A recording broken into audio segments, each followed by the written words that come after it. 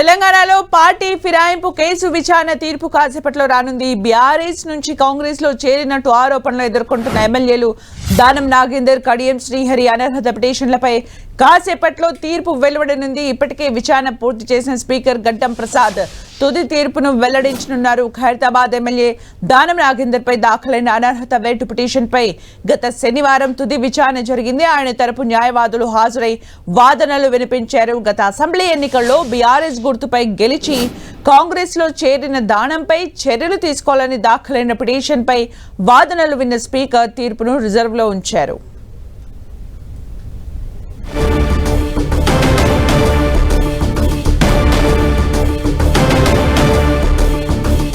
ఇదే అంశంపైన దానం నాగేందర్ మాట్లాడారు. ఏమన్నారో ఒకసారి చూద్దాం.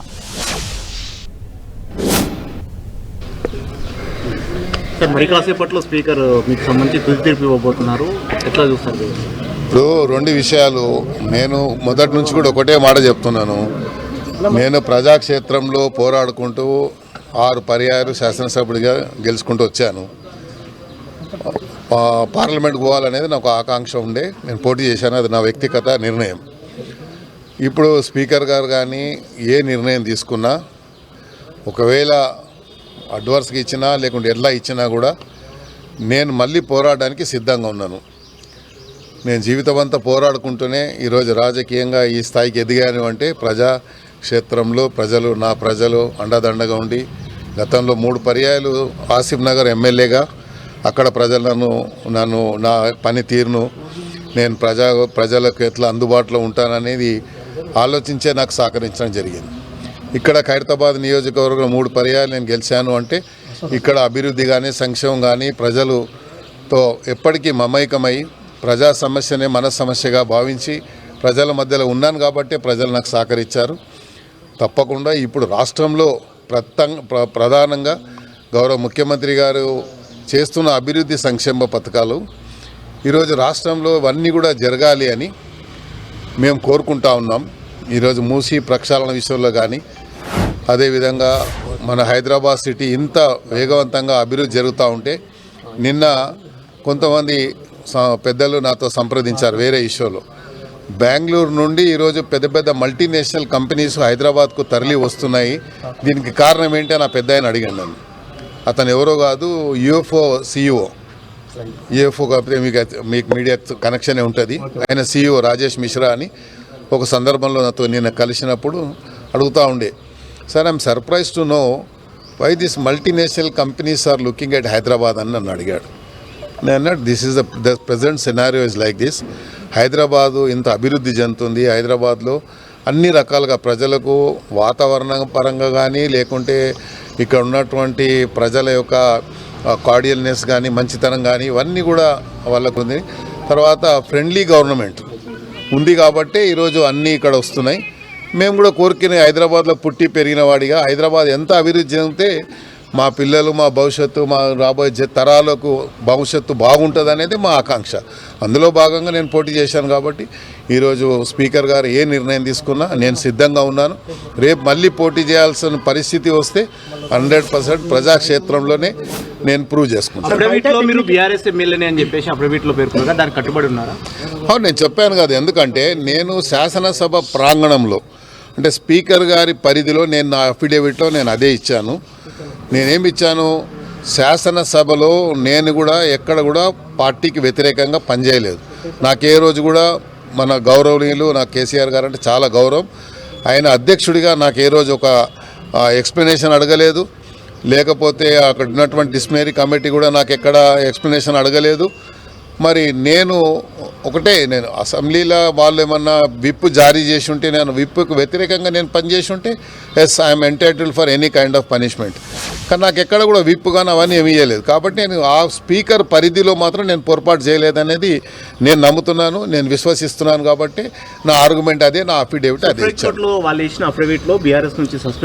ఇప్పుడు వేసిన వాళ్ళకి ఏం అధికారం ఉంది అని నేను అడుగుతున్నాను. ఇప్పుడు ఎందుకు ఇప్పటిదాకా అడగలేదు, మీరు చెప్పారు కాబట్టి అడుగుతున్నాను.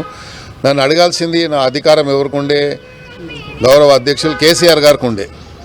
వేసిన వాళ్ళకి ఇప్పుడు ఏం అధికారం ఉంది? వాళ్ళకేమన్నా మ్యాండేట్ ఇచ్చారా, లేకుంటే వాళ్ళకేమన్నా అథారిటీ ఇచ్చారా? వాళ్ళకి ఏం లేదు. వాళ్ళు కూడా నా లేకనే ఒక ఎమ్మెల్యేలు కేసు వేసిన వేసిన వాళ్ళు ఒక ఎమ్మెల్యేలు పార్టీ తరఫున వేయలేదు, వాళ్ళు వ్యక్తిగతంగా వాళ్ళు వేశారు. నేను నా వ్యక్తిగతంగా నాది అఫిడేవిట్ నేను వేశాను. సో నేను I'm not scared for anything. నేను అదే మళ్ళీ చెప్తా ఉన్నాను, నేను భయపడేవాడిని కాదు. ప్రజాక్షేత్రంలో అవకాశం వస్తే మళ్ళీ ప్రజాక్షేత్రంలో తప్పకుండా నా ప్రజల యొక్క ఆశీర్వాదంతో మళ్ళీ ఒకవేళ నాకు వ్యతిరేకంగా ఇవాళ ఒకవేళ వచ్చిన జడ్జిమెంట్ వస్తే తప్పకుండా దేవుడి దయ వల్ల మళ్ళీ ప్రజాక్షేత్రంలో పోయి పోరాడి నేను మళ్ళీ శాసనసభ్యుడిగా మళ్ళీ మీకే అడ్రస్ చేస్తాను. విధంగా ఉన్నా మీరు స్పీకర్ విచారణ సమయంలో మీరు ఇచ్చే కన్ఫెషన్ మాత్రమే స్పీకర్ పరిగణలోకి తీసుకుంటారు. మీరు స్పీకర్కి ఏం చెప్పారు? నేను చెప్పాను కదా, నా అఫిడేవిట్లో క్లియర్గా మెన్షన్ చేశాను అన్నీ. నేను మీ సమక్షంలో అంటే మీ జ్యూరిడిక్షన్లో స్పీకర్ గారి జ్యూరిడిక్షన్లో నేనేం పొరపాటు చేయలేదని స్పీకర్ గారికి ఇచ్చాను. నేను జస్టిఫై చేసుకున్నాను దాన్ని. మరి నేను ఎందుకు జస్టిఫై చేశానంటే నేను ఇచ్చిన స్టేట్మెంట్ కరెక్ట్ అని నేను నమ్ముతున్నాను. ఎందుకంటే స్పీకర్ గారి జ్యూరిడిక్షన్లో నేను తప్పు చేయలేదు కాబట్టి నాకు ఆ విశ్వాసం.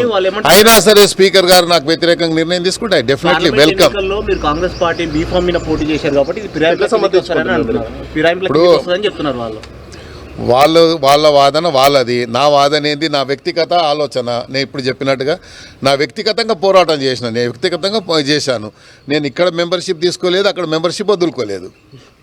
సింపుల్. కాన్ఫ్లిక్ట్ క్లియర్ గా ఉంది కదా, అక్కడ బీఆర్ఎస్ పార్టీలో కొనసాగుతున్నానని ఇప్పుడు ఎట్లయితే స్పీకర్ కి చెప్పారో మళ్ళీ ఇక్కడ కాంగ్రెస్ నుంచి పోటీ చేశారు కదా, కాన్ఫ్లిక్ట్ ఉంది కదా రెండింటికి. కాన్ఫ్లిక్ట్ అంటే మీరు అక్కడ మీ ఇంటర్ప్రిటేషన్ రాంగ్ అవుతుంది. అక్కడ కాన్ఫ్లిక్ట్ ఏముంది? నేను చెప్పేది ఏంది, నేను అక్కడ నుంచి నా వ్యక్తిగతంగా నేను మెంబర్షిప్ తీసుకోలేదు, ఇక్కడ నా మెంబర్షిప్ వదులుకోలేదు. సో కాన్ఫ్లిక్ట్ ఏముంది? టిల్ ది లాస్ట్ డేట్, నేను పార్లమెంట్లో పోటీ చేసిన తర్వాత కూడా నా శాలరీ నుంచి బీఆర్ఎస్ పార్టీకి ఏదైతే డిడక్షన్ అవుతుందో మా పార్టీ ఫండ్ అది కట్ అయింది. But they are not suppose to take that. ఇవన్నీ సరే, ఇక లీగల్గా పాయింట్స్ మనం చెప్పకూడదు. స్పీకర్ గారు ఏమి ఇస్తారో అనేది మీకు ఎంత యాంగ్జైటీ ఉందో నాకు కూడా అంతే యాంగ్జైటీ ఉంటుంది, న్యాచురల్ అది. సో నేను యాంగ్జైటీ ఉన్నా పోరాటం చేసేవాడిని, పోరాటంలో యుద్ధంలో ఒక పులి లేక పోరాడుకుంటూ వచ్చాను, మళ్ళీ అదే పోరాటం 100% రెడీగా ఉన్నా. మీరు కూడా రెడీగా ఉండండి నాతో ఉండడానికి. అనుకూలంగా తీర్పు వస్తే సుప్రీంకోర్టులో ఛాలెంజ్ చేద్దామని బీఆర్ఎస్ పార్టీ అనుకుంటుంది. నేనేమంటున్నాను సార్, అది ఏమొస్తుందో తెలియదు. మనము ఎప్పుడే కానీ ఇంటర్ప్రిట్ చేసుకోకూడదు. జడ్జిమెంట్ రాకముందు మనంతా మనం ప్రెడిక్ట్ చేసుకోకూడదు. జడ్జిమెంట్ వచ్చిన తర్వాత నెక్స్ట్ కోర్స్ ఆఫ్ యాక్షన్ ఏందనేది నేను I discuss with my legal టీమ్తో. నేను మాట్లాడిన తర్వాత నెక్స్ట్ యాక్షన్ కోర్స్ ఆఫ్ నేను ఏంది ఎట్లా మూవ్ కావాలని నేను ప్లాన్ చేసుకుంటాను. That is my prerogative. So అది నేను చేసుకుంటాను. ఇవాళ నేను అనుకుంటాను స్పీకర్ గారు ఏ నిర్ణయం ఇచ్చినా మీరు అన్నట్టుగా పోవడానికి సిద్ధంగా ఉన్నారా అంటే మీరు నాతో పాదయాత్రకు సిద్ధంగా ఉండండి. రాజీనామా చేయట్లేదు, ఉప ఎన్నికలకు భయపడని చెప్పి నేనేమంటున్నా చూడు సార్, ఇప్పుడు ఎప్పుడే కానీ రాజీనామా ఎప్పుడు చేయాలి? ఇప్పుడు ప్రజలు చాలా అన్ని వాళ్ళ పనులలో బిజీగా ఉన్నారు. మనం అనవసరంగా మళ్ళీ ప్రజలకు పని పెట్టొద్దనే నేను రాజీనామా చేయలేదు. అలాంటి నీకు అంత యాంగ్జైటీ ఉంది, చెయ్యాలి, నేను చేస్తే బాగుంటుందని నీకు అనిపిస్తే అలా సమయం వస్తే ఫస్ట్ నీకే చెప్తా.